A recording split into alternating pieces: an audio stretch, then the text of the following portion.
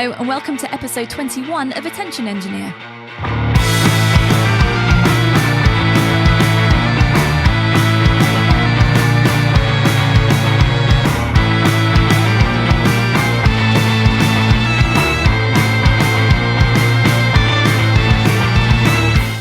Kid, a music producer and solo artist making music as Penfriend and beaming into your ears from my home studio, The Launchpad in Bristol. You can find me around the internet at Penfriend Rocks.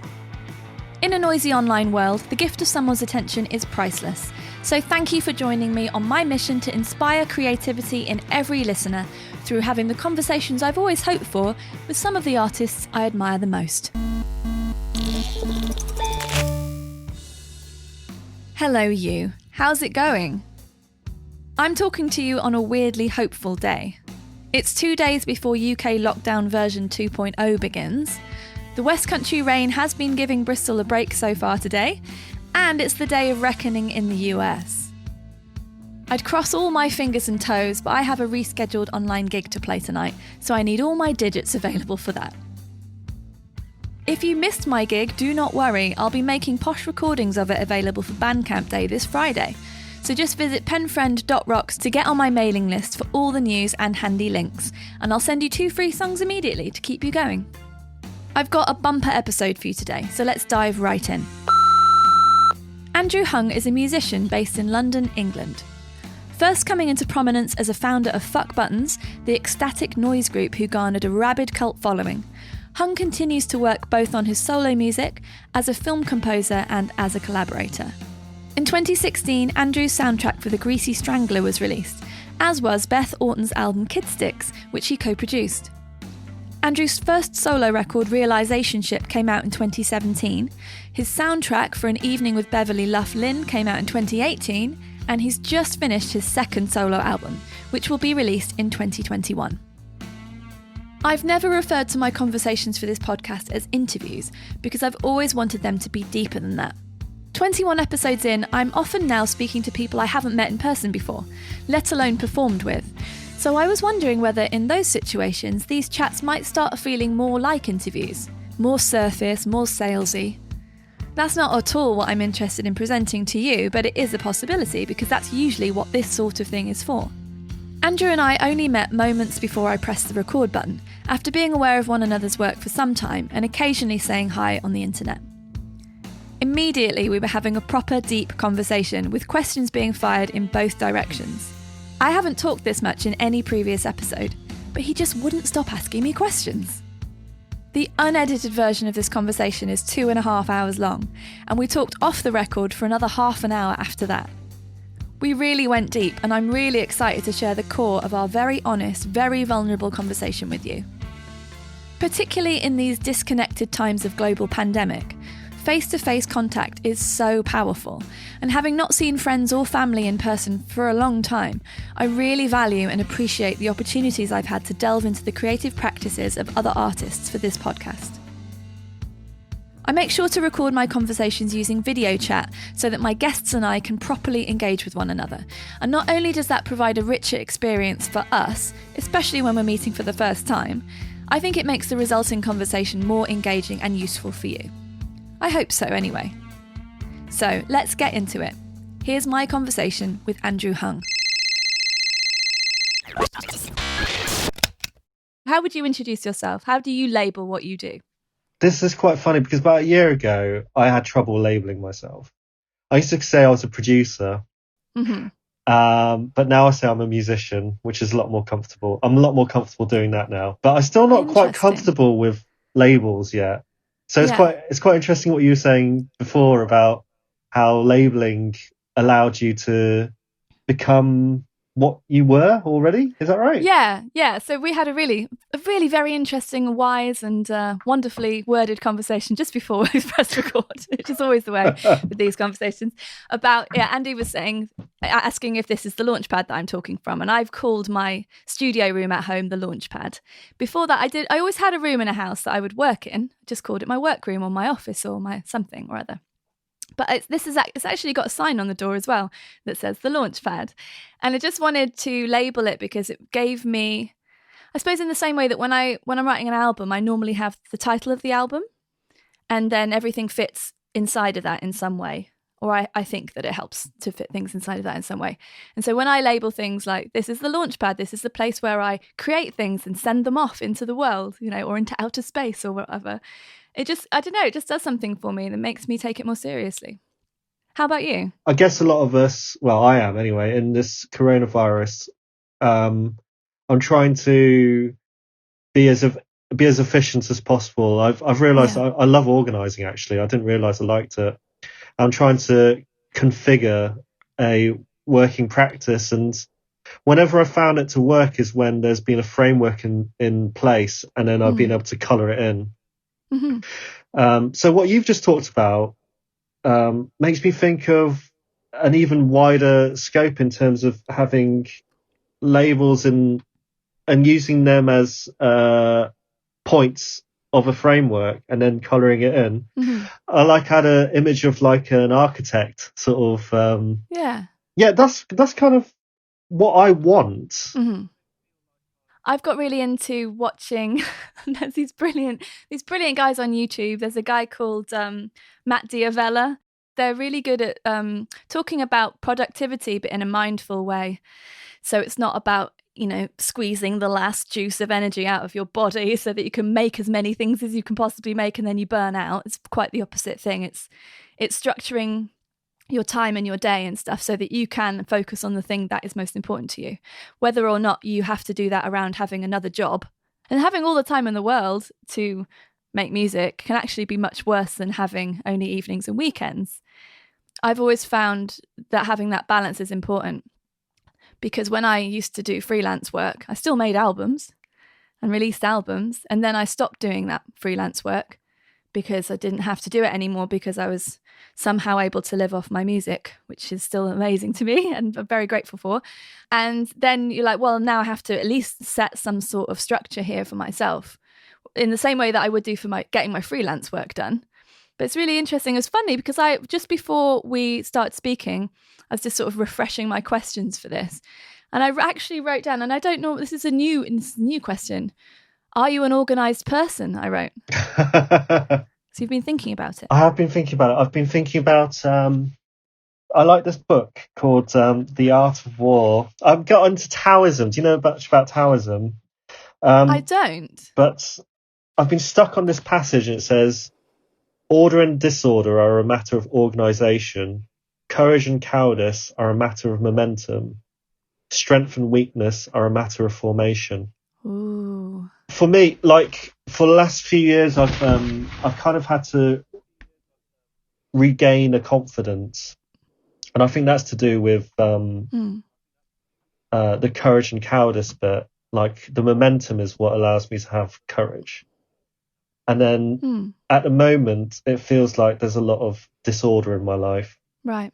So organisation has been something I've been thinking more about recently. I guess that's why I was quite interested in talking to you, because you've had, correct me if I'm wrong, but did you have a bit of a burnout from... Oh, yeah. Oh, yeah. And I'm really, really reluctant. I know we've talked about like naming things and labelling things. I'm always really reluctant to use words like that. I've never used that word in relation to my experience before. Also words like depression or anxiety. It's not that I don't think they exist. It's just that I don't think I could possibly relate them to myself because other people have these things on an ongoing daily basis and have been to the doctor about it. And I just feel sad regularly or, get worried about things. So for some reason, I'm very, very unable most of the time to say I have this or this or this or this without being diagnosed and things. I just don't want to take away from people who have it, really have it, But I think that's kind of like a weird denial or coping mechanism or something. Who knows? So yeah, it was at the end of summer. Was it the end of summer? And even despite like trying to be organised and structured and really loving all the things I do, I just started working into the evenings and working all the weekends because coronavirus has made it very difficult for things to sort of be delineated in the same way. So my husband's now working from home, so he's here all the time, which is mostly fine and great. But obviously, however great your relationship is with somebody, they're going to piss you off occasionally. And we've made a thing of not seeing people and being really very, very careful for the last 7 months. So that also comes in waves, I think. I've been feeling it a bit more this week as well. I'm quite good at getting really into all of my projects and thinking everything's fine, because most of the time before this, I was also doing that anyway. But yeah, it has an effect, you know. And I think combined with just general internal, you know, periods of sadness for no particular reason. And also, you know, I am excavating my past through my songs at the moment, and that has an effect. You know, it brings stuff up from a really, really long time ago that obviously is still important and still, yeah, affects me, because why else would I be writing a song about it? It kind of brings it into the present day, and that's really hard. So it just all sort of came together in this awful crash, and I decided I would take it easy for a bit, and then I've stopped taking it easy because I've got to finish this record. In my mind, I've got to finish this record this week, which is a made-up deadline, obviously. So yeah, thanks for reminding me I should probably have this weekend off. But yeah, so why were you interested in asking me about that? I guess just like in my head, I feel like you're a bit further down the road of making your own stuff. Okay, so that's interesting. I'm kind of interested in I'm interested in everyone's working practices, but yeah, you show your working practice, and I find that quite interesting. Oh, cool. Yeah, I try to. I then don't have time to because I'm doing the working. I try to write. I write to my correspondents every week, and I try to make it useful for them, not just this is what I'm doing, because I don't like that side of social media so much. This kind of sort of bragging thing. So I always want to be very honest with people, and I think showing the challenges that you're facing is as important as celebrating the victories, because if you just, I'm not going to say if you, because I'm talking about myself. So if I was just to go, I just did a brilliant run, and I've just, you know, look at this, I've got some makeup on, or look at this pose, and then all this other stuff on, you know, Instagram or whatever. But then you never say you had a bad day. You just kind of create this really weird version of reality. And I don't think I grew up in the time where I would be affected so much by looking at people's perfect lives and thinking that mine is not perfect. But younger people certainly have a different relationship with that stuff. And I think it's really powerful and really bad. It has a really bad effect on younger people. So I think I'm thinking about that and just being like, let's just be real here, because there's a freaking global pandemic going on, and we're all just kind of like, trying to survive. And it's really hard for a lot of people. And yeah, let's not pretend everything's brilliant all the time, because it's definitely not. And I think it would be kind of jarring as well when I write pretty sad music, and to then just be like grinning on Instagram would be kind of strange. So I don't know. I'm just trying to think about making everything deeper and more honest in the face of everything being quite surface and sort of easily scrolled past. But we're talking about courage. I think courage is a really interesting word to bring up. What does that mean to you in terms of your journey? I read a quote from an interview, let me find it on my thing, about finding your singing voice. Because, correct me if I'm wrong, is Fuck Buttons mostly instrumental with, I know there's human voice, but there's not lyrics and melodies and stuff? I'd call it, yeah, it's instrumental. Okay. So then bringing out a solo album where you're singing is an interesting thing.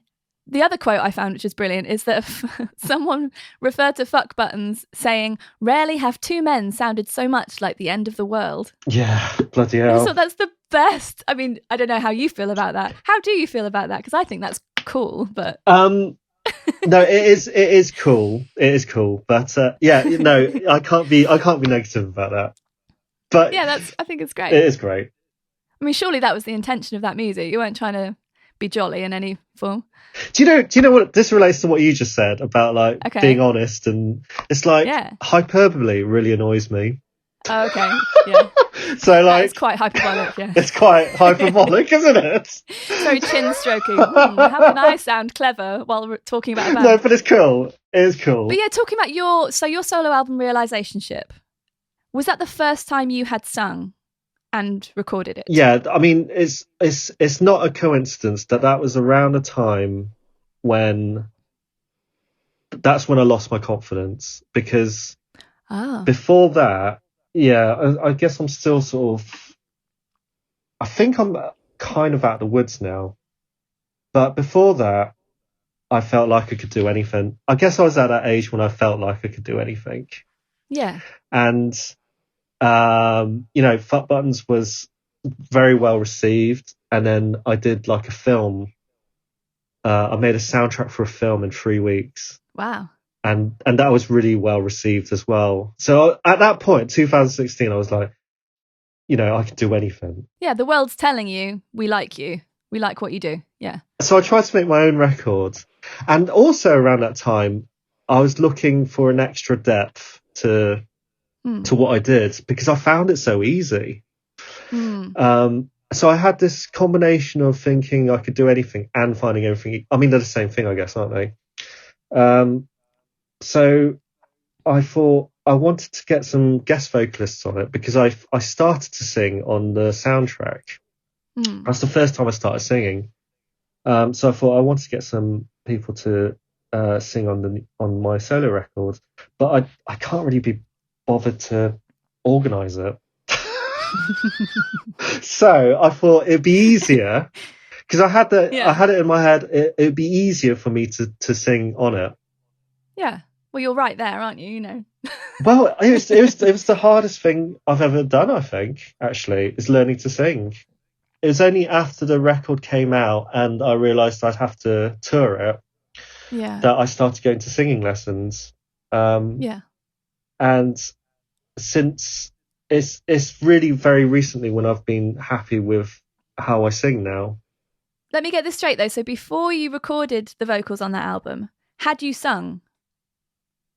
No, so not like in the shower or in a school choir or nothing? Nothing. That's really interesting. So what made you, so it really was just laziness in some ways that made you want to sing because can be bothered to find people. Okay. That's an interesting way to start. But are you saying that you're unhappy with the vocals on that album? Because I think they sound great. Oh, do you? Genuinely. Yeah.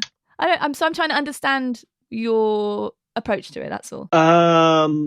When you recorded them, were you happy with them? When you finished that record, before anyone had heard it, how did you feel? By that point, I was kind of quite numb to the process. I was over it. Right. So that's when yes. I've been trying to figure out, I guess maybe I've never been happy with music I've made though. Right. And it's only in the context of collaboration that I'm able to let go of it. Mm-hmm. When it's been just completely on my own, it's been difficult to, I don't know what it is. I've only done 2 records on my own, and including this one I've just finished. So, are you singing on this one as well? I'm singing on this one as well. Is it rubbish or is have you decided it's crap? Because if you think it is now, then now's the time to sort of fix it, isn't it? If you're going to hate it in future, maybe just check. I don't think it was crap. I don't think Realisationship was crap. I think it was. It's not. It's not crap. I think it was. No. It was the best I could do at the time. But that's the thing. That is what everything is. So say, I can't remember if it was when we were recording or not recording when we were talking about vocals. So I'm recording vocals this week in this room. To a certain extent, I just have to get them done. I'm confident with my singing. I don't have any hang-ups about that. I've been doing it a long time. It's one of my instruments is my voice. I'm cool with it. But I'm not like an egomaniac that thinks everything I do is amazing. And I've had to learn that sometimes my ears are tired and I can't hear if it's any good or not. And I have to stop and come back tomorrow and listen and then figure out if I've got the takes instead of just hammering out more and more and more. Because when you're recording on your own, you can just keep going. As long as the computer's not seizing up, I could do 150 takes of the chorus and it just drive yourself absolutely balmy. But then I think there is this idea of accepting the singing I do today is the best I can do today, unless I've got a cold or something and I need to wait till next week, but it's the best I can do. And then I could either hold on to that and sort of come back in a year and do it better, or I could release it now and then move on and write something else. That's how I'm feeling next year, And there is that letting go thing where if you've created something that speaks for you and does the things you want it to do in that moment, in those weeks or months or years you're creating it in, and then you release it into the world, that's the letting go, isn't it? Because those songs or that music becomes for the listener to come to and bring their own experience to. Miles Hunt talked about this in his episode, actually, about the letting go part. And realising that you're the custodian of your music. But after a certain point, it belongs to somebody else. And hopefully they've all bought it and supported you in that really wonderful, genuine and generous way that people can do. But it belongs to somebody else. So I was interested to ask you about instrumental music, because I've never written in that way. Do you think there's a thing where if an audience can't sing along to something at a show, for instance, they can become more immersed in it? Like there's a different kind of emotional transference from the band to the audience. I'll let you think about that for a minute. And also, that's quite a weird question. And also I was wondering what the decision-making process is for you if you decide whether or not to have vocals on a track. The second one, I don't know yet. Okay. Because everything I've written on my own since a few years ago has been, I guess, had the intention of having a vocal in it. Yeah. Probably because I want to practice it. Although recently I have had more, because I've been happy with my voice, I've allowed whatever to happen now. Whereas before it was more like a practice. Okay, interesting. The first question, it's easier making instrumental music, but maybe that's just for me. I'm not sure. But you make instrumental music if you took your voice off it. Yeah, that's true. I mean, my arrangements are not they're not just decorating a vocal, no. But there's a lot going on. I think it's easier to be generous with an instrumental.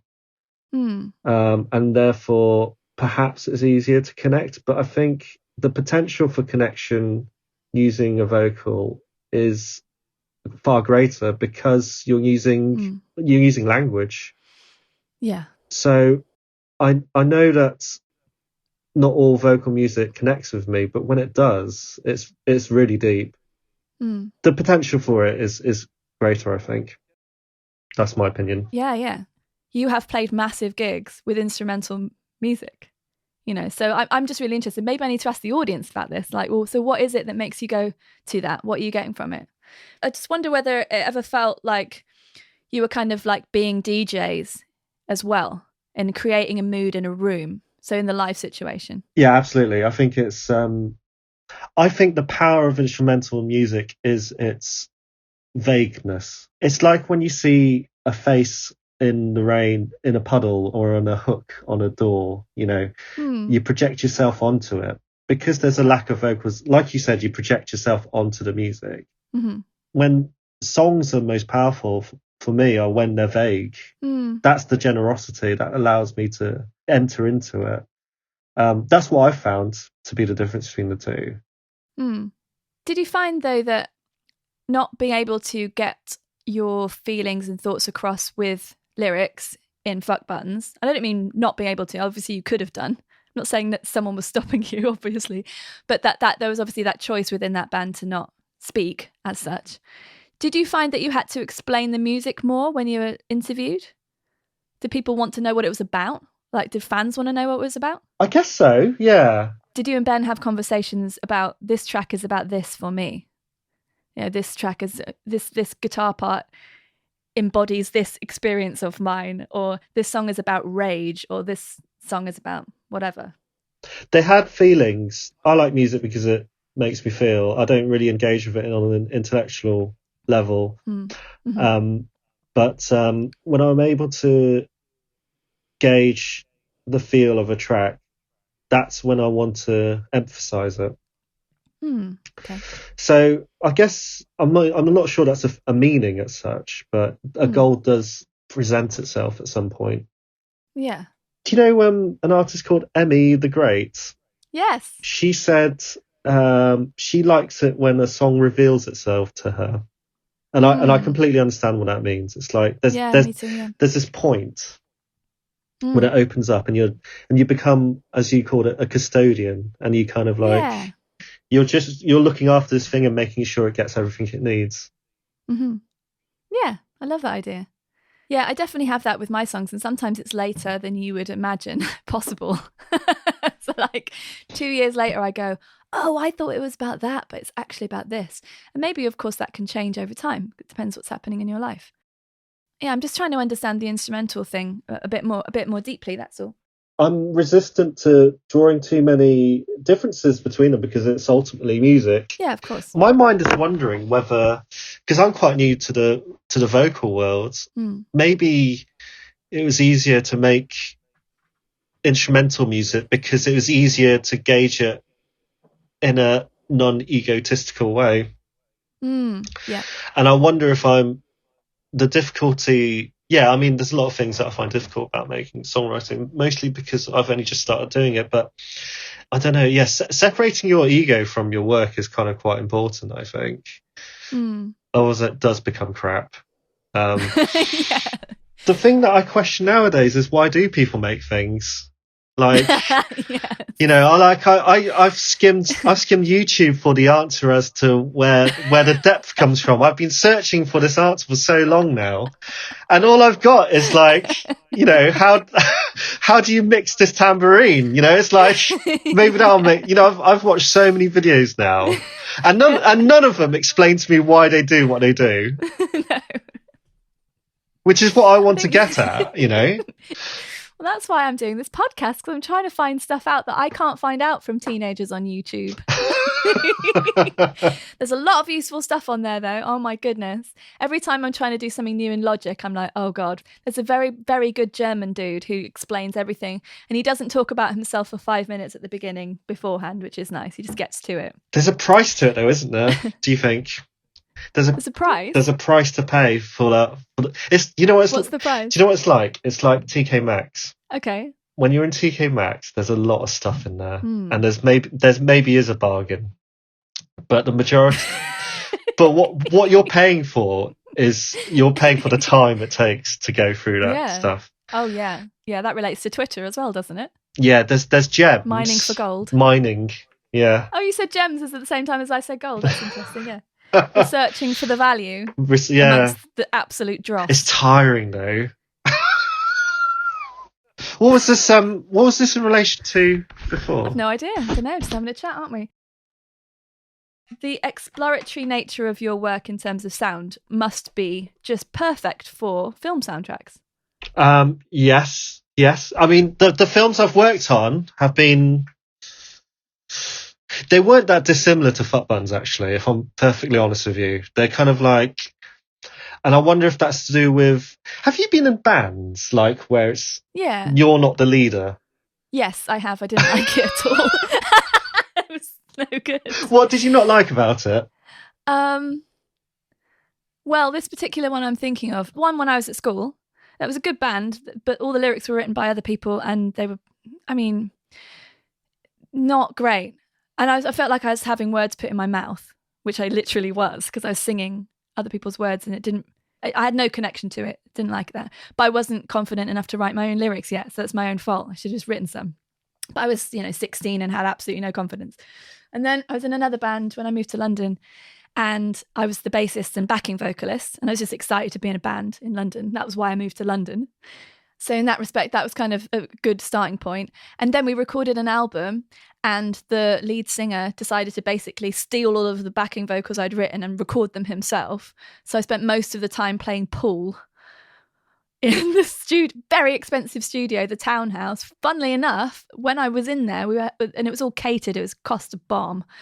Beth Orton was in there, in one of the other rooms, and we were sitting at dinner, and I was like, oh my God, it's Beth Orton, because I think Beth Orton's amazing. And we'll get onto the fact that you've obviously produced her latest album in a sec. This is my smooth segue. And she passed me the salt. She passed me the salt from her table to mine. I was just like, oh my God, Beth Orton's just passed me the salt. This is the coolest thing that's ever happened to me in my life. And at that time, it was. That was the coolest thing that had ever happened to me in my life. I'm pleased to say I have done more since then to be proud of. But it was really cool. But yeah, I didn't like being pushed to the side and my parts being stolen from me and then someone else taking them. That was very irritating and aggravating. But that album never came out, so boo-hoo. It's fine. Why did you ask me that question? because you were asking about the soundtracks. Yeah. It's you know what I like when you work with other people, and especially if you're getting paid for it, Yeah. is that you don't have any responsibility. Yeah. Like, your responsibility is like, if they're happy, you're happy.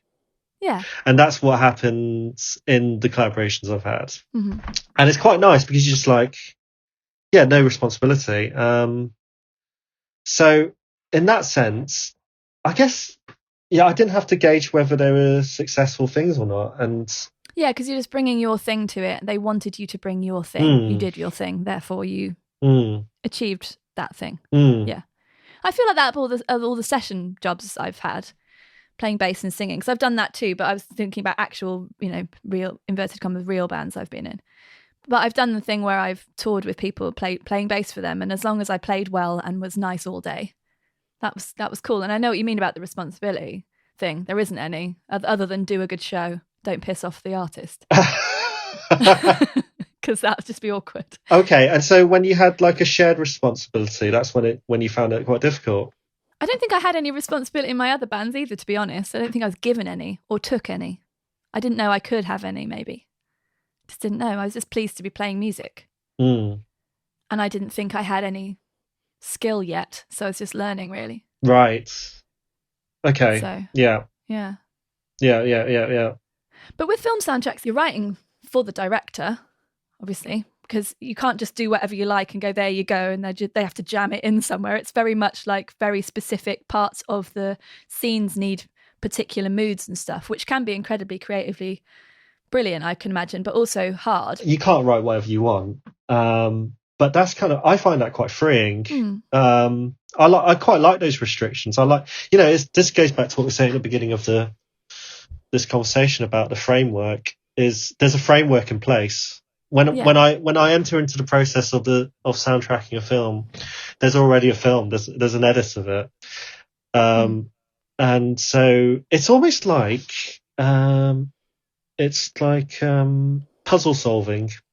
Yeah, that's a nice idea. And they haven't brought you in because they want the absolute opposite of what you make. They know that they can listen to the stuff you've made, whilst accepting that it's not, that you do have more range potentially than, say, just fuck buttons or just your solo stuff or whatever. You've got range as a musician and arranger, composer. There's interesting use of that word range, actually. I've never really thought about it in that terms.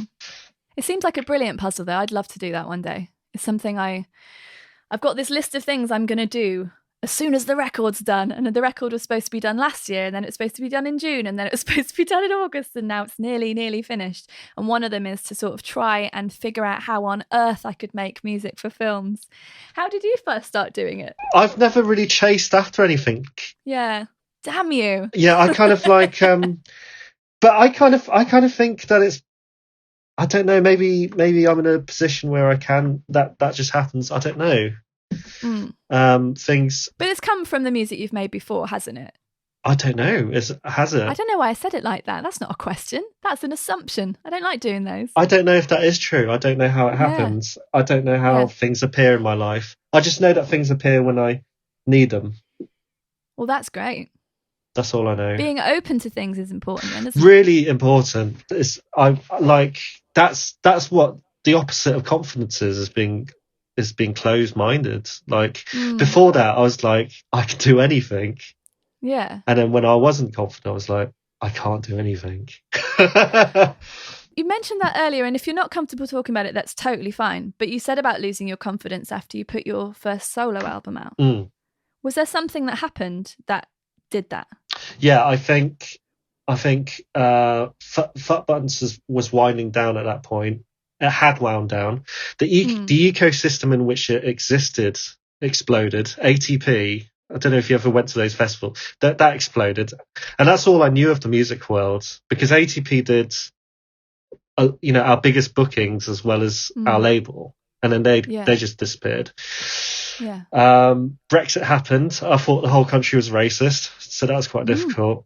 And then there's a lot that happened around that time. And I moved to the country on my own, for 2 years, which I don't think was a good thing to do, but it happened. Yeah. Was that something you wanted to do at the time? Yes, it was. Yeah. Okay. I always felt like I like being alone. Yeah. But there's a difference between loneliness and isolation. Yeah, definitely. And that's what I experienced when I moved out here. So that kind of, I don't know if it was helpful or not, but it happened. So yeah, that was there's a lot of factors that made that period difficult for me. Yeah. And so how long has it taken you to feel like you're coming back from that? I can draw parallels with this period, or at least this cycle. That's how I kind of view it, because it feels like a breakup. It feels like a grieving process that I've undergone. Right. But the last time that occurred was from a breakup of a relationship, and then I went home to my parents for half a year with my tail between my legs, and no, it's fine. No, it's fine. But it's like, yeah, I went back home and I just lived in the dark for 6 months or so. And then after that period, I was like, right. I got up and moved to London, shared a room with someone in a pub, worked in a pub, right. Looked for jobs there as well because I just finished my degree. And yeah, so there was this dark period before I came out of it. And that's what this period reminds me of. Yeah. Because I've had a bit of a dark period and now I'm like, right, okay, enough of this. Yeah. And then come out of it. But it takes a while to be able to say enough of this. It does. It feels like I've had to experience it. Yeah. It's really interesting what you're saying about giving yourself time to grieve, because we can grieve a lot of different things. We can grieve relationships. We can grieve bad things that happen in our careers. Like I had a manager for 12 months who was a perfectly nice man. He didn't rip me off or anything. I didn't lose any money. But there's an expectation when someone comes into your career to help you, that they will help you when he didn't. And then he sort of dumped me, as I sort of felt, during the recording of the vocals for my last album. So really bad timing. I felt like I'd been dumped and I had to grieve that too. So like understanding that we have to sort of sit with these things, and sometimes it takes a long time to get through those things, but we can. And it's not as simple as going, well, just cheer up then, because you can't just cheer up then unless you're at the point where you can understand that you could cheer up or you could do positive things, take positive action. What's helped you with that in terms of doing stuff, picking yourself up? I don't think anything. Okay. It's really easy for me to go, oh, you just go through it now. But at the time, I tried so much to get out of the hole. Okay. I tried so much. Maybe not nothing. Maybe all accumulated, perhaps. I don't know. Because I think I am just coming out of the woods. But I tried loads of things. I thought, I tried to get better at making music. I tried to meditate as well. How did you find it? Again, it's like the singing, it's like I'm at a point where I'm pleased with it. So I've read things. I'm a bit aware that I was quite dismissive of saying nothing then. When you say okay. Okay. I didn't take it as dismissive. Okay, good. Just making sure. I'm not offended. I'm interested. Okay, good. There was no shortage of searching during that period. And now it's like I'm a lot more relaxed about looking for something. Yeah. Even though I'm aware of a perpetual search that will never go away inside me. Before it was like something I needed. Yeah. But now it's like something I want, I guess. And I think I'm just becoming comfortable with that desire. I wonder if that desire, because I have that desire too, I wonder if that desire is just being alive. It is. I think it's my or our animalistic tendencies to survive. And because we want to survive, that is good. But because we've pretty much got everything we need to survive in terms of food, water, and warmth, what else does it do? Yeah. So it wants something else. Yeah, I think there's a very natural instinct to want to improve, to feel like you're doing something, achieving something. Not that it needs to be like big milestone things, but just to feel satisfied. And I think work, whatever form your work comes in, or creative projects or whatever, can be the way to feel like just you've spent a decent day, or like you've done something that is good. And like I say, it doesn't have to be a giant milestone. It can be that I exercised today and that's what I wanted to do. It's like that intentional, I'm really interested in the idea of intentional time and just intention generally.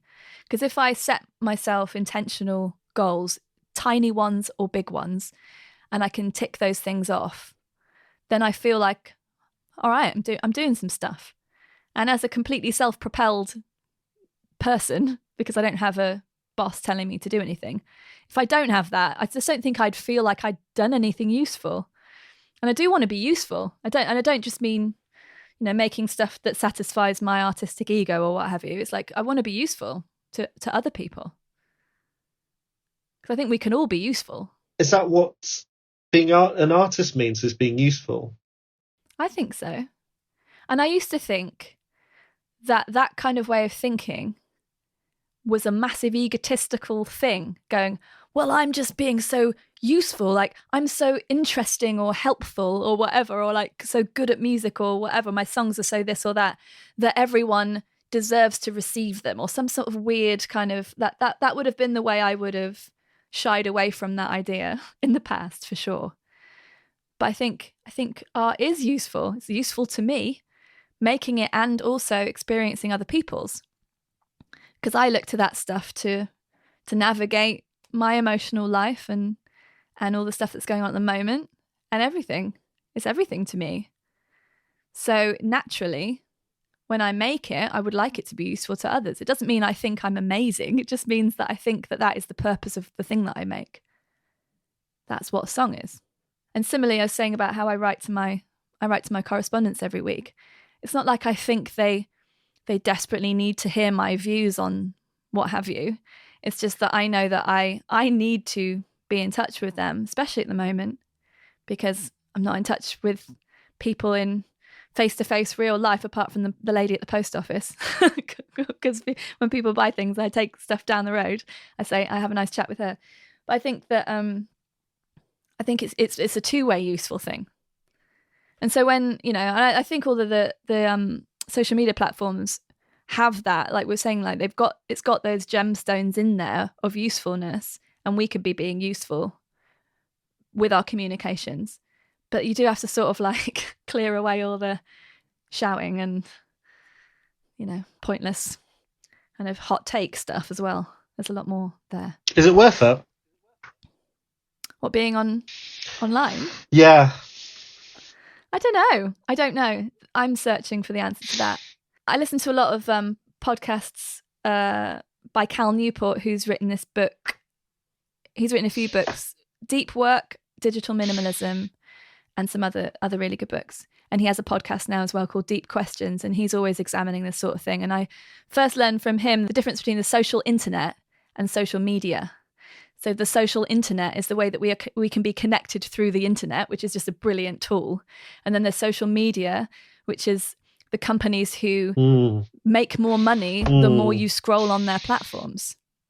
So, of course, the internet is not evil. Interesting. And social media isn't evil per se, but you have to question the fact that, and this is why this podcast is called Attention Engineer, when there's something that looks like a slot machine that you're pulling down on your phone to refresh to get new stuff because a bell told you that there's something really exciting for you to read, because it says the bell with the number 1 or 2 or all the notifications on it. Like, who's benefiting from that, really? It's not you. And there's this film that's on Netflix at the moment called The Social Dilemma, which people are being introduced to these ideas that Cal Newport's been writing about for years. And that's really interesting, because I wonder whether people will think about how they're spending their time. That's made me think about it, for sure. Yeah? That film, yeah. Yeah. I think it was really well balanced, actually. Oh, okay. I think they could have gone harder on all of the stuff, but I think it would have appealed less to people. I don't know, it's really easy to dismiss people as a bunch of lefties who are trying to make us, dress in hemp and not use our phones or whatever. Like, they were just actually highlighting some really important things, but it was quite I thought it's quite palatable for people who haven't thought about this stuff before, whereas I've been reading about it for a little bit longer, so I would have been fine with them going even more like, this is how bad it is, because there are links to anxiety and depression in younger people based on when smartphones came, proliferated, for instance. It's having a terrible effect on people's ability to focus for long periods of time. What were the terms that you used to distinguish between social media and social? Oh, the social internet. Social internet. Yeah. Because there's nothing wrong with connecting to people through the internet. That's great. It's just the ecosystems that we're enticed into aren't there for our benefit necessarily. No, they're not. Or they may have been intended to be, but they're not good for us. They're not, no. But they exist in the same space. Social media and social internet exist in the same spaces. But like, for instance, I decided not to have a Facebook group for my new solo project, Penfriend. I've set up my own, it's a Mighty Networks forum. And the intention is not to get everyone off Facebook and hang out with me all day, because I'm not there all day. It's to go, let's just like have a place to hang out that's ours. There's no ads. There's no thing trying to make you be on it all the time. There's no infinite news feed that's feeding you stuff that just supports your own opinions already and doesn't ever challenge you. It's just dip in when you want, but please don't spend all day there, because that's not what I think you should be doing with your time, basically. And, there's different ways of doing that kind of stuff if you want to. God, there's a lot to think about. I'm just thinking this whole conversation has been about labeling for me. Really? Yeah, just I find that so I don't know what to think about it. Yeah, because it's like the way you talk about labeling sounds so useful. It is useful, isn't it? Is that right? I find it to be useful. I don't know. I just feel like life just whooshes past me, and sort of like a wave. I get drowned in life unless I have these words and these perspectives and these ways of sort of anchoring myself and not letting it just run away with me. So I write in my diary every day. And if I don't do that, I feel a bit sort of adrift, because... When do you do that? In bed, just before I go to sleep. I try to do it in the morning because I thought that would be like better writing. And then I was like, I don't think it's really for the best kind of writing. It's a very functional thing. I do Julia Cameron's The Artist's Way? Do you do the morning pages? I do the morning pages, yeah. I've been doing the morning pages every day since January this year. Oh, have you? So when did you do The Artist's Way? Did you do the 12-week thing? No, I just did the morning pages. Okay, well, that's okay. Your face kind of seems to be saying that you're cheating, but that's definitely not cheating. It's just using one of the key tools. That's brilliant. I do that, and I try and have a day off, but then I just feel guilty when I have a day off. Do you? What do you do on your day off, though? Well, this is it. What can you do? I know. That's why I was working all the time, all the weekends and the evenings, because there isn't anything else. Yes. But of course there is. Yes. There is.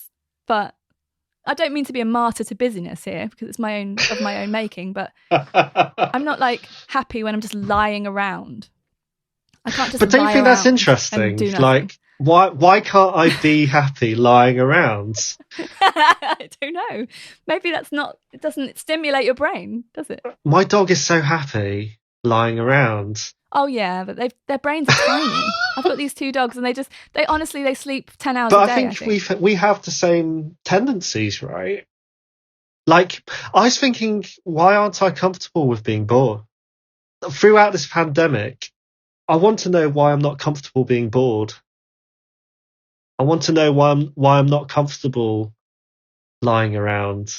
Why I'm not comfortable doing nothing. Yeah, I don't think it's a natural state for humans, just doing nothing, like literally nothing. Yeah, so relaxing. What does that mean then? I don't know. I don't know. Do you know what I like is I like running a bath with just the hot water. Okay. And it means that I have to wait for it before I can get in it. Oh, right. And that period is like freedom. But what do you do while you're waiting? Well, this is it. Anything you want. But are you on your phone though while you're waiting? Because that's not relaxing, is it? I can be doing anything I want. but mostly it's watch TV. But it's like, there's no sense of guilt there. Interesting. It's like waiting for a train. Yeah. There's no guilt there. Yeah. You know how, well, I have fond memories where things just seem perfect. There are a few of them in my head. One of them is when I was looking out the window on tour. Yeah. Which I think is similar because there was nothing I could do at that point. Yeah, yeah. But another one was being in Templemead station waiting for a train. And it's a beautiful, beautiful station. But I remember just waiting for it on a bench, but there's nothing to do. Yeah. I think the issue I have with relaxing is just the amount of guilt I have with not doing something. Yeah. Interesting. My guru Cal Newport has stuff to say about that, which is really interesting. He talks about how you can set yourself, what does he call it? Oh, high quality leisure time.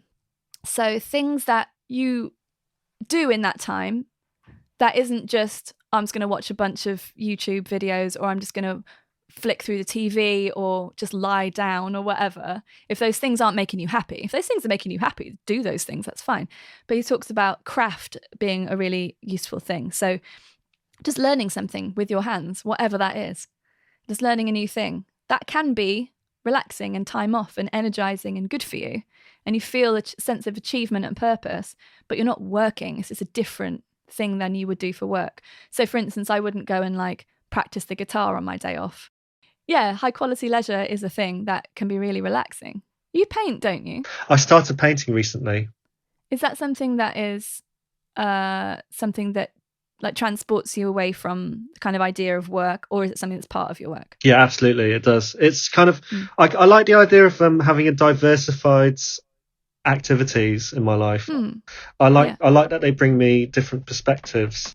And painting is definitely, because you're standing and you're not looking at a screen, which is something that I've been doing for years now. Yeah. But yeah, it does take me away. You know what I realized this morning was like how social media has it's because it rewards me so quickly. Yeah. I wonder if my mental fatigue is to do with that.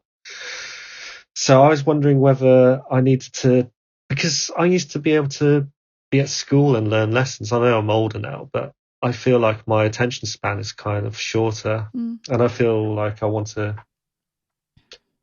get to a point where I guess I need to work harder for the rewards. Well, that is a known side effect. I think you'll get, I'll send you links to these books because I think they're all about the things you're talking about.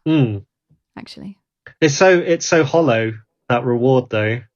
Oh yeah, it's really cheap. It's a dopamine thing. It's cheap. It's a dopamine hit. It's a cheap thrill. And then your dopamine receptor starts to close down. It gets too flooded. Yes. And that's when you would feel anxious or sad or just like dissatisfied. And I don't know if you've realised, like if you're sort of doing the scrolly notification thing, refreshing the page, and then you see a notification that's actually for you and you look at it, you don't feel anything. You don't feel like, yay, so-and-so clicked like on whatever absolute bollocks thing that doesn't matter, you know. But then you're searching for the thing that's to do with you. You're searching for this brilliant notification that's going to make you happy. But I feel nothing when that actually happens. The dopamine hit seems to come from seeing there is something. It's the anticipation of this reward. But the reward isn't a reward, so you don't feel anything. So it's just like, it's totally empty. Oh, right. You know what that's like? It's like, when dogs get attached to those things that give them treats. Like those little machines. Yeah. It's exactly that, actually, isn't it? Yeah, and isn't that a worrying idea? That is a worrying idea. That's what we're reduced to. You know, I love my dogs, but I'd like to hope that I'm a little bit more advanced in some respects. Although I admire their ability to live in the moment and not take things too seriously. I think that's really good. Yes. There's a lot to learn from dogs, I think. Yeah. Yeah, definitely. How long have you had yours for? For 5 years now. How long have you had yours? Benji's nearly 13. Oh, wow. I can't believe. I'm gesticulating because he's on the chair. If you can hear snoring noises, it's not me. I'm talking. I'm not snoring at the same time. That's him. Yeah, I've had him for 12 years, 12 and a half years or something. What's he like? He's awesome. He's lovely. Has he changed? He goes through phases. He weirdly he was quite naughty for 3 years. And I was like, oh my God, will he ever stop jumping up and trying to nibble me? This is very frustrating. And then he just calmed right down and then got really sort of quite lazy. And then when we got the puppy, she's 5 now, when he was about 7, if my math is correct, 7 or 8, then he really sort of woke up and sort of played with her a bit and then got a bit bored of her and then sort of ignores her now for the most part. And she's very needy. So she's always like, if he's not there, she wants to know where he is, which is kind of sweet and kind of worrying because he's a really old dog. So like, he's not going to be with us forever, unfortunately. And then a few months ago, he started barking at Tim and I, like really, it seemed kind of aggressively whenever he wanted something. And he never really used to do that. And then he went through a phase where he wouldn't jump up and like have a cuddle with us anymore. And I thought that he was like sick of me or something, which is so silly. And then now he's just back to being really affectionate again. Okay. And like hanging out with me all the time in my room and stuff, which he had stopped doing for a while. I don't know what was going on with him. He didn't ever tell me. So there haven't been logical progressions or anything like that. There's just been changes. Oh, no. No, but they sort of go through a teenager phase, supposedly around the age of about 1, where if you've taught them a load of good stuff, like, you know, how to sit and things and come back, they seem to sort of forget and then you have to teach them again. Did that happen with yours? Yes, for sure. Yeah. Right. That's annoying, isn't it? I found that challenging. I'm just like, whenever my dog sort of exhibits a new type of behaviour, I'm like, oh, is this what you like now? Yeah. And then like maybe a year or 2 later, it's like, oh, you're not like that anymore. Yeah. I remember when Benji was really little, if we'd had like a bad day, like if he was being particularly naughty or something, I would just try and remember this whole, and I know it's sort of made up, this, is it one of our years to 7 dog years or something? And I'd just be like, well, this is kind of like a week. I don't even know if that maths works out, but this is how I got, that probably doesn't, but this is how I got it in my brain, just to get through a challenging day with the puppy. Was like, well, you know, this is 1 day to me, but it's a week to you, and so you're gonna be better tomorrow. And sometimes he would be and sometimes he wouldn't, but generally he's an amazing dog. He's got an amazing personality. He's really cool. And it's so interesting how different Albie is, because I didn't think all dogs were the same or anything, but hadn't really got to know that many, and they're very different personalities, and it's really hard to define in words when it's pets, like how they're different. But yeah, it's really, I find it fascinating, and it's so nice to have someone else to focus on than myself. That's what the biggest benefit of getting Benji was when I got him. Yes, yeah, I think dog sales have gone up in pandemic times, I think. Really? Which I'm not surprised by, I guess, but yeah. I'd love to welcome you now to Correspondence Corner, where I pass the mic to you, the audience, to share your stories. Hi Laura, it's Steve River Kelly. What's important to me in my life? My family, of course, my husband, my doggy Bones, who still thinks he's a puppy although he's 4.5 years old. Obviously my relatives, my mum, but all of my close friends also. All of those people that I'm really proud and privileged to have in my life. My work is important to me. I work in health and social care, and my background's in autism practice, although I'm more on the quality side of things now. But I like to think that I make a bit of a difference to people's lives, and that's quite important to me. I think over the last few years, I've really discovered how important my own well-being is for me as well. I've got really into triathlons and duathlons and really looking after myself. And that wasn't really easy because in school, I was more of a bookworm and an intellectual child, but I was not good at school. I was always picked last. So I think, you know, being proud of myself for my achievements there, that's quite important to me. And music's really important to me because it helps me to relax. It helps me to exercise, and I think it's like a photo album for me, but one that you can hear. I can remember the first single I bought. It was actually a 12-inch, and it was Depeche Mode, Everything Counts. And that was thanks to my sister, who was a big Depeche fan. She actually influenced a lot of my music taste, I think. Well, she didn't have all brilliant taste, but she certainly influenced some of it. And I think from there, I discovered more electronic music. But later in my life, I turned more down the indie route. Like I said, for me, music is like a photo album you can hear. So obviously, sense of smell is the one that most people will connect with memories the fastest and the quickest. I often think for me it's actually music and songs. When I hear a song, I usually have a place or event that really pops into my mind that helps me to remember. And I think particularly being in lockdown now, all of those exciting journeys and adventures I've had, music really takes me back to those places that I miss. What albums have influenced me recently? What was the first album? What was the last? The first album was Depeche Mode. And I think it's really hard to pick albums that have influenced me, because I think when I speak about the musical photo albums that songs create for me, there's been so many throughout my life. And I think this year particularly, it's hard to pick one, because there's been three that have been so fantastic at keeping me sane throughout the lockdown. And of course, your singles have really kept me going as well. But when we're talking albums, there's Spook the Herd by Lanterns on the Lake, which creeps me out when I hear it, because it's just so appropriate. It's almost clairvoyant in its way of describing an apocalypse. And of course, it came out just at the start of the pandemic. So I've told Hazel many of times, how did you see this coming? Wilson, as I mentioned before, is another standout album. I think the moody atmosphere of it just has really been fitting. And then there's Perfume Genius as well, and I've been a big fan of Mike Hadrian's for a long time. But there's, again, such a shift in the atmosphere of his record, set my heart on fire immediately. And between those three, it's almost like the three graces we have in Liverpool, those three buildings you've got on the waterfront, and those three albums for me are just standing together really firmly and providing a really robust soundtrack to these quite weird times. So I hope that's helpful. I hope you enjoyed my answers, and I look forward to seeing you soon. Bye. Thank you so much, Steve. I love the photo album idea. What a beautiful way of putting it. So, what's in your musical photo album? I want to feature your voice in a future episode, and I know you've got lots to tell me. Please visit speakpipe.com/penfriend, and you can record and send me a voice message right there on the page.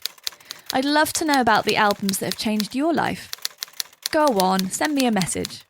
I'm looking forward to hearing from you. Right, are you ready? Back to my conversation with Andrew Hung. How's pandemic been for you? Not great. I'd say not great. Really challenging in weird ways.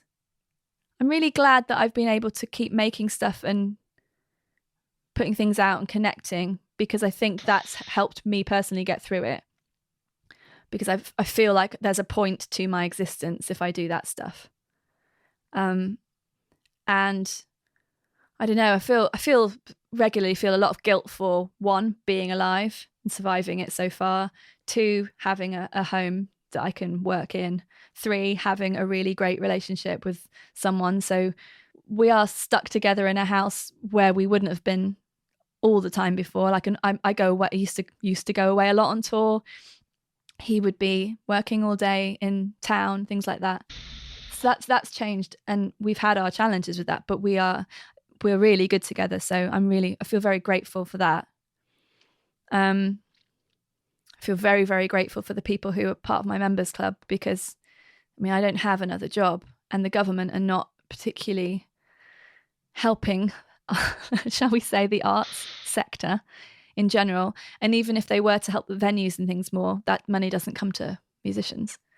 So I am very grateful for that. It's been interesting. I think it's just thinking about it philosophically. Massive events have happened in world history, and people have just had to keep going with whatever it is that they do and whoever it is that they are, and hope to come out the other side of it. And I feel like that's our job. And I've got a very wise friend, Charlie, who texted me the other week about how, like, our only job at the moment is to survive. That's our only job as humans, is to survive. Now, that's a very simple thing to say when, if people are having to sell their houses, they're having to move in with family, they're having to, not be able to go to family funerals, there's a lot of awful stuff going on, and I'm very fortunate to have not had any of that stuff happen to me. So I do know that I'm speaking from a position of privilege here, because it's easy to say, oh, our only job is to survive and sit on my nice sofa and watch Netflix and what have you, because that's not an option for a lot of people. But we can only, I don't know, just try and keep going and try and understand that we're lucky, I think. And I don't use the word lucky very often, but I do in this context, because I'm very lucky that I just haven't had it. I haven't got ill. That's lucky. You said in a podcast that you don't believe in luck. I don't. I don't. Not in a career way. Not in a career way. Not at all. But I keep thinking, you're right, I said that. I do. Yeah, I don't like using the word, because normally that word is used in like someone going, oh, you're so lucky that you can whatever. You're so lucky, Andy, that your music got used in the Olympics. But that's not luck. Your band made brilliant music and did stuff. It's not luck, I don't think. That's not how I class luck. How do you feel about luck? Yeah, it depends on what your meaning of it is. Yeah. But in that context and those connotations, that's something I don't agree with. But there is stuff that works behind the scenes that I'm not in control of, which I would call luck, I guess. Okay. How's pandemic been for you? Yeah, I think you've put it into sharp focus, really. I mean, everything you've said is I would echo as well. But it's so easy to forget that, I am in a really good position.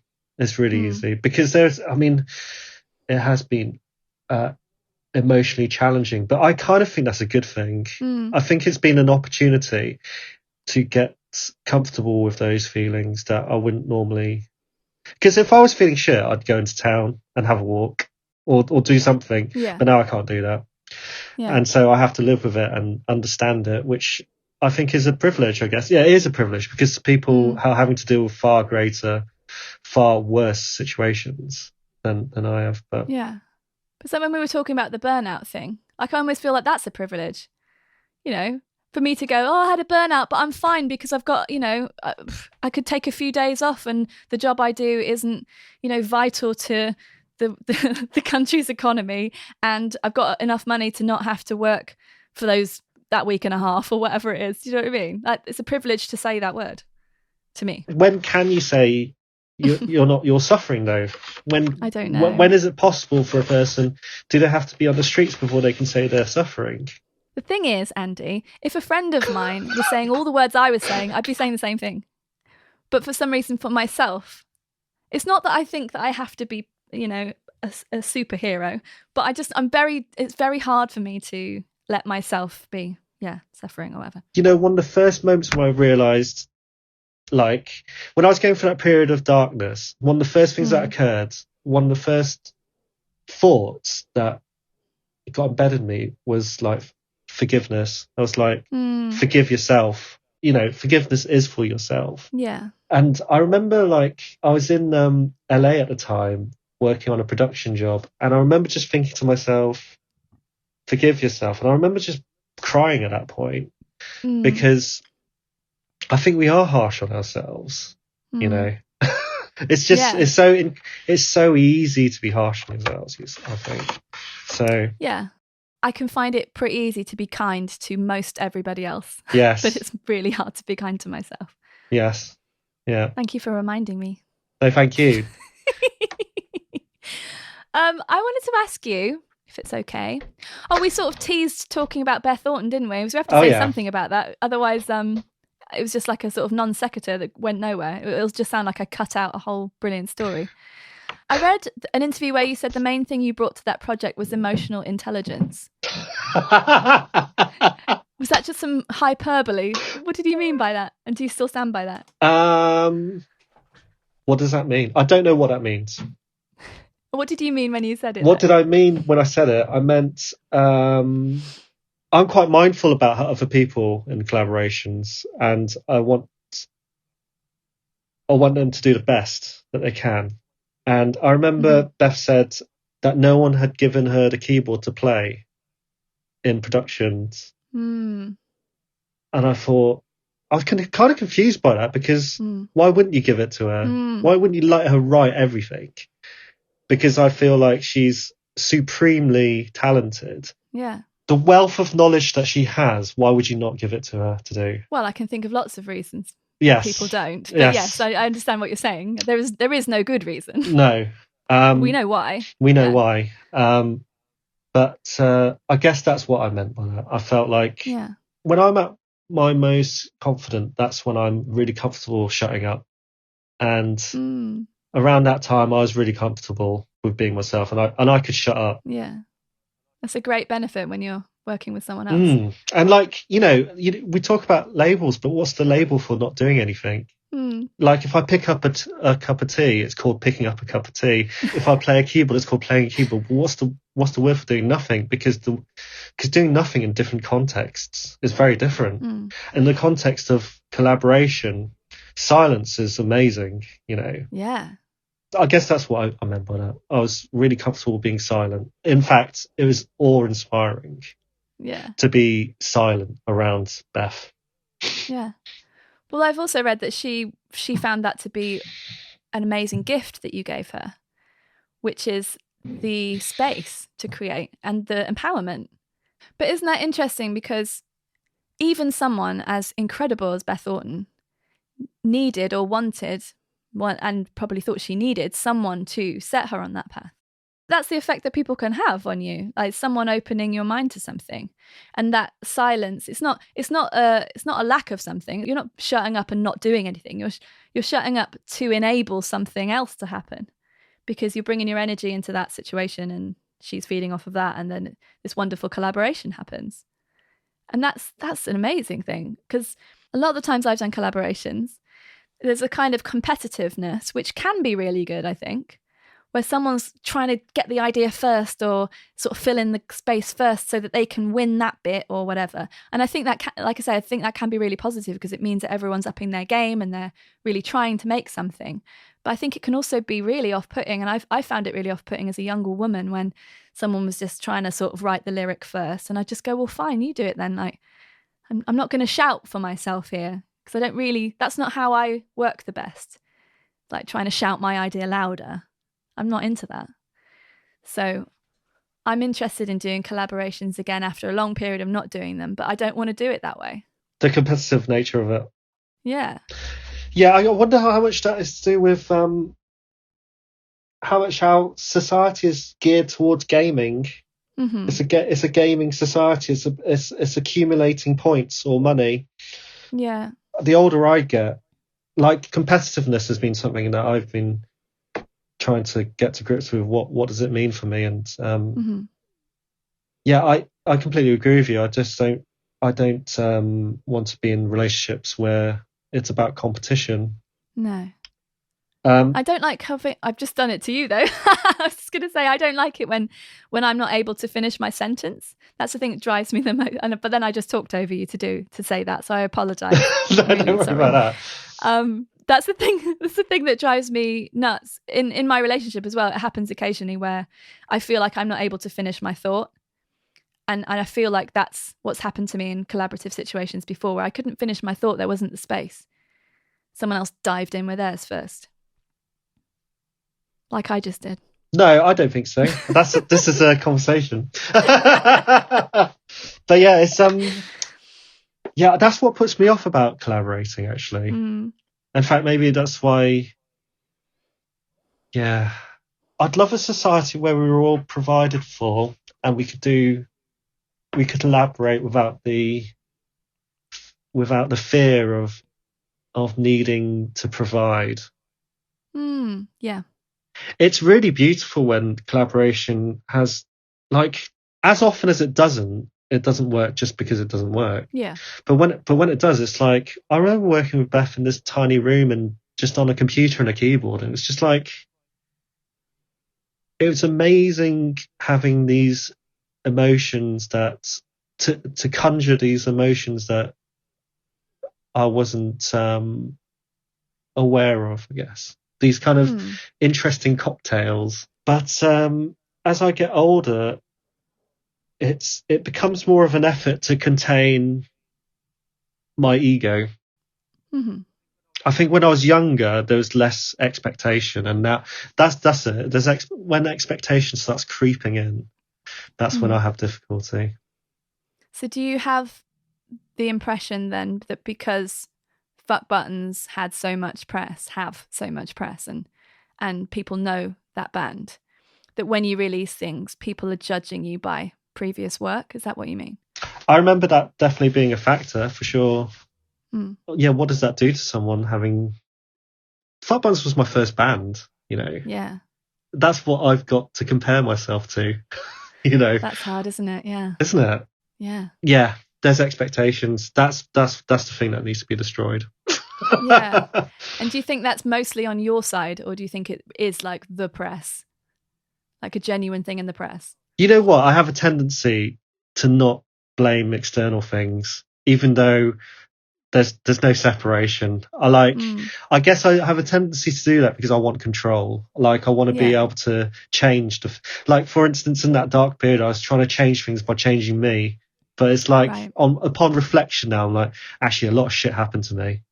Yeah. You know. Well, yeah. That's interesting. Something I've been working on through this record that I'm definitely finishing this week, everyone. Is that stuff. Yeah, just kind of having these realizations that, hang on a second, that stuff that happened to me when I was a teenager, I actually didn't bring that on myself, certain things. And actually, yeah, there's one specific song I'm talking about on the record. Like, it's okay now to go, with the hindsight of being an older woman and having, you know, lived in different places and whatever, I don't know, whatever, had a lot of thoughts, read a lot of books, done a lot of stuff. I can look back and sort of separate my own involvement in certain things and go, okay, I didn't make all that stuff happen to myself. People have personal responsibility and people did some bad things and that's not my fault. But it's taken me this long to get to that point. When did you realise that? Oh, like, I don't know, 3 months ago. Oh, really? No. Yeah. No, seriously. Holy shit. Yeah. Yeah, because it's so powerful. The stories we tell ourselves about our sort of guilt or what have you, about things that happened in the past or whatever. Yes. And I only have achieved that through writing songs. You know, that what I realised this morning was that I feel a lot of guilt often. Yeah. And actually, guilt and shame are the same feeling. But the difference is that you get guilt from your own moral perspectives, and then shame is from a societal pressure. So I wonder just how much of the guilt I felt in the past was actually shame. That's what I'm thinking about now. That's what 6 months in a room on your own will do to you. That's good though, I think. Yeah, it's good. Because like you said, you're starting to separate what your personal responsibilities were and what things that just happened to you. Yeah. And music making just brings it all up again. It helps me, but it brings it into my current life now, this year.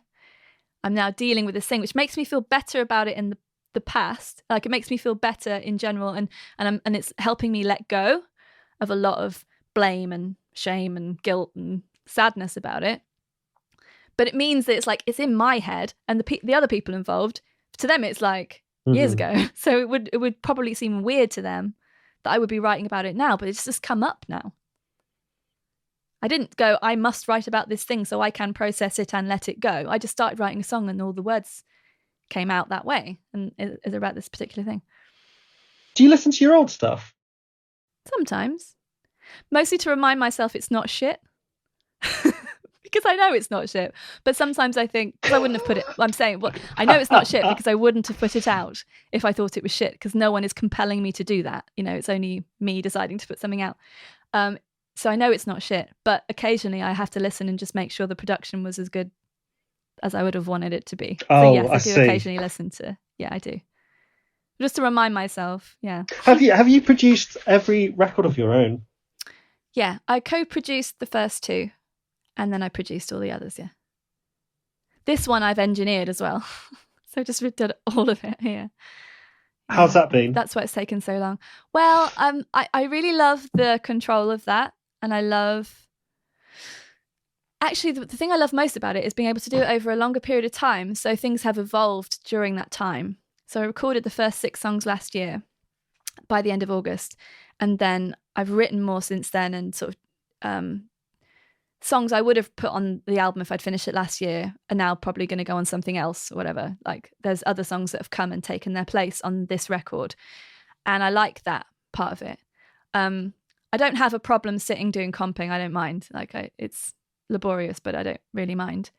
And I kind of like I like the solitary thing, and I like the idea that when it's done, I think I'll feel really proud of what I've made just on my own. I mean, my mixing engineer is amazing. So I'm just talking about the recording and the creation of the sounds here. And then he adds so much to it, and he's an artist in his own right. But everything else has been done here. So credit to him for his bit, but I will be able to give a lot of credit to myself for my bit too. And just in terms of arranging, I realised a few years ago that one of my strengths is in arranging.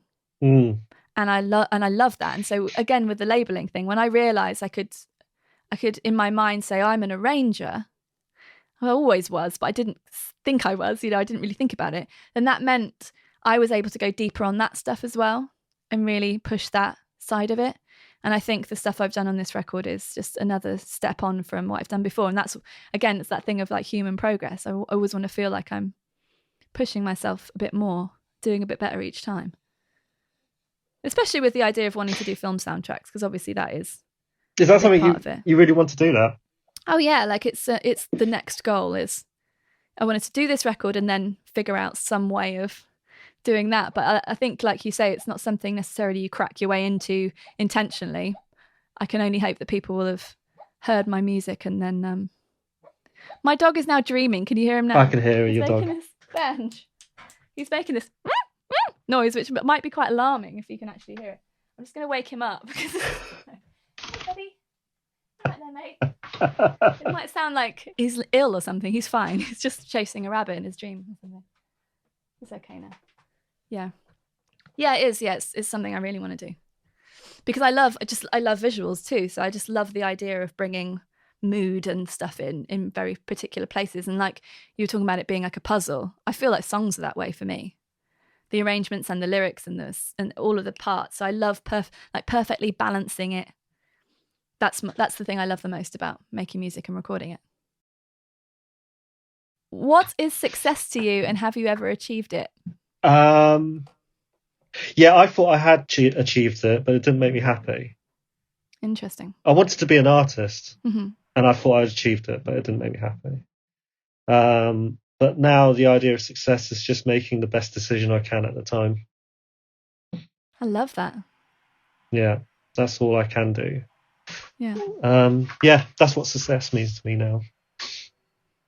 That's beautiful. I'm a bit speechless because I'm taking that in. That's really interesting. Which 3 of your own pieces of work would you recommend to anyone who's new to you? I would say the second Fuck Buttons album. Oh God, you know what? That's really difficult, that one. I'm quite proud, which is a nice thing to feel. That's quite a nice question. I think I'm proud of it all, actually. So good. Take your pick. Okay. Yeah. Which of your albums would you say people listen to? Oh, damn it. The tables are turned. I think I'm most proud of my album Brace for Impact, which came out in 2018. Yeah. But I also really love Direction of Travel, which came out in 2016. But I also really love the other 2. No, I do. I like them all. They're all very different. If it was songs, I was listening the other day because I was trying to. I'm writing a song in 3/4. I've got a song in 3/4 on this record, and I just wanted to listen to the production of previous songs in 3/4 that I had done, just to see what I had done before. And there's a song called "Strong Enough" on Brace for Impact, which was really nice to hear that again after quite a long time. I'm really proud of that song. That's one of the things where like.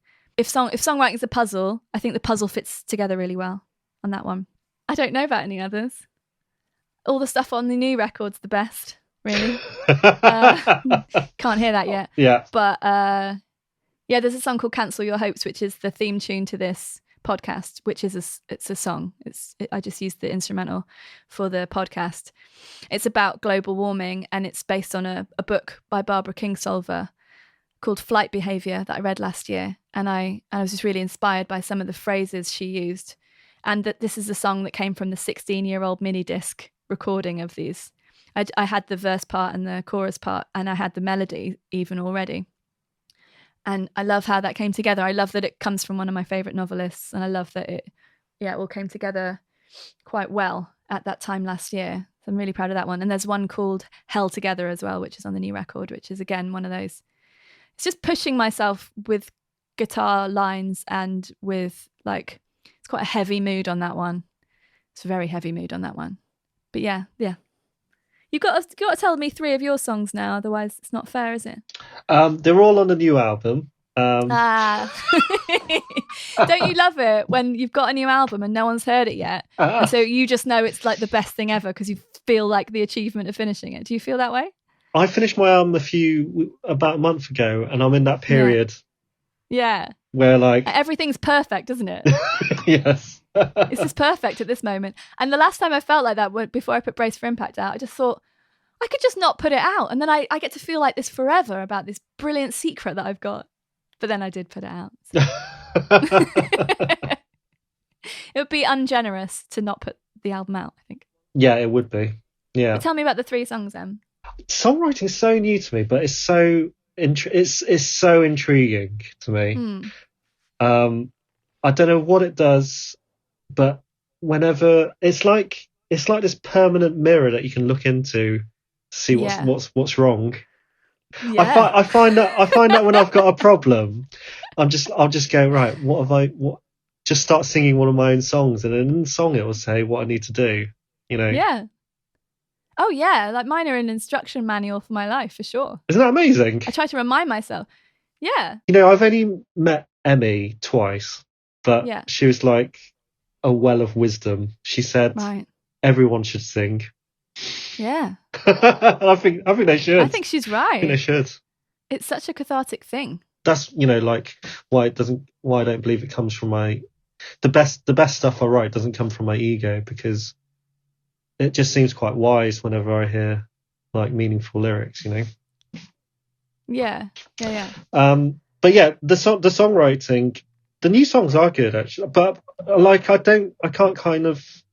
God, I like everything I've done. Sorry. That's fine. That is fine. Well, I can just pick some out for people to get going, can't I? Do that. Yeah. I can do that. I'll do that. That's fine. Has your life changed since you found your singing voice? Yeah, definitely. How has it changed? Like you, I don't really believe in luck or coincidences. The singing has come at a time when I've needed the most illumination. And songwriting and singing have illuminated areas that have required attention in myself. I feel like this period of pandemic has been an opportunity for a bit of housekeeping, and I think it's an indication that I'm happy with my vocals now, of where I'm at. But at the time, I wasn't happy, so I think that came across. You've been singing all your life, have you? Or yeah, since I was 1. Like there's a cassette tape of me singing on my first birthday or something. I think I'm just singing ABC, you know, the ABC song. The classic A, B, C, D, E, F, G, H, I. You know how it goes. J, K, L, M, N, O, P, Q. Yeah, that one. Yeah. And it's amazingly in tune. And to be honest, I listened to that quite recently because I bought this cool old cassette. I was gonna do some recording with it, and it's just sitting in the corner looking pretty, but it's a brilliant old cassette recorder off eBay recently, and I was listening to some old tapes and stuff, and I found this tape of me singing. And without a trace of arrogance, I can say at 1, I was singing perfectly in tune, seriously. And it took me so long to have any confidence in my singing voice, which is why I'm so interested in asking you about yours. Oh, did it? Because I was singing my whole life since 1. I was in school choirs and like when I was really little, and then I started a band when I was 16 and was singing before that and wanting to be in bands and stuff. And obviously I couldn't have done that stuff if I couldn't sing well, but I just had no confidence. And also it was ripped away from me by by my choice to listen to a boyfriend who told me I couldn't sing and I shouldn't bother trying. And I realise now that's coming from a place of great jealousy and bitterness and weirdness, and I should never have listened to that person. But that really did a number on me. And then when the lead singer of that band I was talking about stole my parts and sang them in the studio, I just thought, well, it must be because I'm no good. No one told me I was no good, but I decided to tell myself I was no good. And then it took me a few years after that to start writing my own music because I just thought I was no good. Because people kept telling me that by either their words or their actions. So I found that really hard. So I think it's wonderful when people can find their voice. And I mean anyone listening who wants to sing should sing. You don't have to sing for someone else. You don't have to record it. You don't have to share it. But it's something that like only you have your voice. Anyone can pick up a Telecaster and play something, and of course they'll play it differently and they'll come up with different ideas, but you can only make certain sounds with other instruments, but your voice is your voice. And I find it so weird when people use their voice to try and sound like other singers, because you've got your own voice. You can hear that though. Yeah, oh yeah. And I can hear the sort of the lies in those voices. I don't like it. Mm-hmm. So when I listen to your voice, it's you. That's what a voice is. It's a fingerprint. It's a unique thing. So I love it when people sing in their own voices. I don't really see why you would ever do anything else. God. What's the point? Bloody hell. That's so interesting. I'm so glad that has helped you. It doesn't surprise me that it's helped you, because I think there's something about expressing yourself through a loud sound that comes out of your face that is really healing in so many ways. Yeah, I don't know what it is. I find it so intriguing though, along with songwriting. I guess it's the mirror thing. You're kind of looking at yourself in the mirror. Yeah. And just, the way that songs, when you're writing lyrics for them, can crystallize your feelings and in a way that you wouldn't necessarily have written down or thought about unless you had written the song. I think that's very, very powerful. And of course, then it can sum up the feelings that other people are having, because people have the same feelings that we have. You know, we are people, therefore we share feelings with others. And there's something very powerful about that. That's a way to be helpful, I think. I like being helpful that way. It's nice. Right. Do you have 3 other artists that you're whose music you are enjoying at the moment that you could tell us about? Yeah. I've been listening to Casey Musgraves a lot. Okay. Kate Bush and the Cranberries. Why are you saying it in that tone? Because the Cranberries? I guess because it's not cool, maybe. Really? Why isn't it cool? I think is it cool? I don't know. What is cool? What is cool? That's something that's an interest. What's your relationship with the word cool? It's the word I say when I can't think of anything else. Just be like, cool. Okay. That's all it is to me. That's all it is to me. It means nothing else. Does it not? No, I decided that I was an unpopular person at school. So cool never meant anything to me. I was never trying to be cool. I rejected it from school. That's good. School age onwards. Yeah, very, very freeing, I must say. Very freeing. Yeah, because I moved around every 3 years. My family moved because of my dad's job. So I was always the weird new person in, these schools. So I could never have one. Like, there's no way I could ever have worn the right clothes, said the thing in the right accent or anything. I just could never have won. So I just gave up, didn't even bother trying. Wow. People really didn't like the fact that I didn't care about what was cool.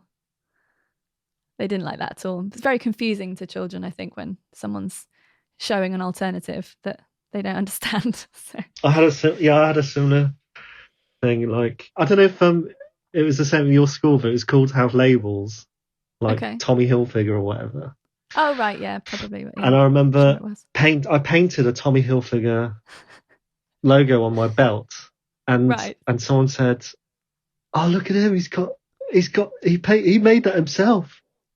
I remember going, "Yes, I did." Like, I was really proud of it. Like, yeah. I didn't really. I guess at that age, there was no sort of prestige from having money, because I didn't really understand money at that stage. Yeah. But I understood. But did that kid mean that you were like uncool for having done that? Yeah. I wasn't impressed. Whereas I thought I was really cool for doing that. Yeah. Well, I'm glad you did, and I'm glad he didn't change that for you, because it's so strange. I mean, I don't understand any of that stuff, that school stuff, even now. What's your next adventure in creativity? I am really enjoying, I don't know. I've started dabbling in video making and painting and music making now, and I feel like the technology we have just makes it possible to do all these things. So that's quite exciting. Yeah. So yeah, just I used to think the word content was a bit dirty, but I'm quite. Yeah. I'm quite. Well, it depends what the content is, doesn't it? If it's social, what did you call it? Social internet. Social internet content or social media content. Yeah. The only way is through, did you say? The only way out is through. How wise. What's the wisest line off your new album? The wisest lyric? The one I keep going back is I don't want to be what I have been. I just want to be what I can be. I love that. That's beautiful.